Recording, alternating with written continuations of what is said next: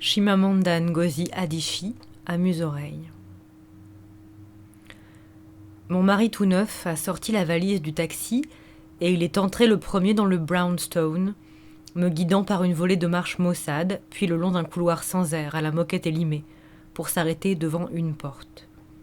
Le numéro 2B, en caractères de métal jaunâtre irrégulier, y était fixé. « On est arrivé », a-t-il dit. Il avait utilisé le mot « maison » pour me parler de notre futur foyer.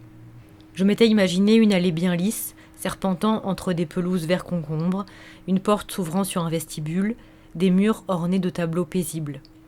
Une maison comme celle des jeunes mariés blancs dans les films américains qui passaient le samedi soir sur NTA. Il a allumé la lumière du salon, au milieu duquel trônait un canapé beige, seul et de travers, comme tombé du ciel. Il faisait très chaud. De vieilles odeurs de renfermés flottaient lourdement dans l'air. « Je te fais visiter », a-t-il dit. La petite chambre avait un matelas nu à même le sol dans un coin. La grande chambre avait un lit et une commode, ainsi qu'un téléphone par terre sur la moquette. Malgré cela, ni l'une ni l'autre ne donnait une sensation d'espace, comme si les murs avaient fini par être gênés d'avoir si peu d'objets entre eux. « Maintenant que tu es là, on va acheter d'autres meubles. Je n'avais pas besoin de grand-chose tant que j'étais seule, a-t-il dit. « D'accord, ai-je répondu. J'étais sonnée. Les 10 heures de vol de Lagos à New York et l'attente interminable pendant que la douanière passait ma valise au peigne fin m'avaient laissé sur les rotules et la tête dans le coton. La douanière avait examiné mes aliments comme si c'étaient des araignées. Elle avait enfoncé ses doigts gantés dans les sacs étanches d'égousis pilés, de feuilles d'onougbout séchées et de graines d'ouziza, et fini par confisquer mes graines d'ouziza. Elle avait peur que je les fasse pousser dans le sol américain.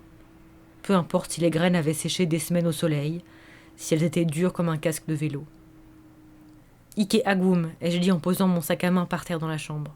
« Oui, moi aussi je suis épuisée », a-t-il dit. « On devrait se coucher. » Dans le lit, les draps étaient doux et je me suis roulée en boule, contractée comme le poing d'oncle Ike quand il est en colère, en espérant qu'aucun devoir conjugal n'était attendu de moi.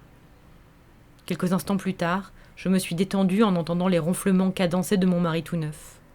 Cela commençait par un grondement de gorge grave, pour finir sur une note aiguë, pareille à un sifflement obscène. On ne vous prévenait pas de ce genre de choses quand on arrangeait votre mariage. Pas un mot sur les ronflements désagréables, pas un mot sur les maisons qui s'avèrent des appartements handicapés de l'ameublement. C'est le début de la nouvelle Les Marieuses, dans le recueil Autour de ton cou.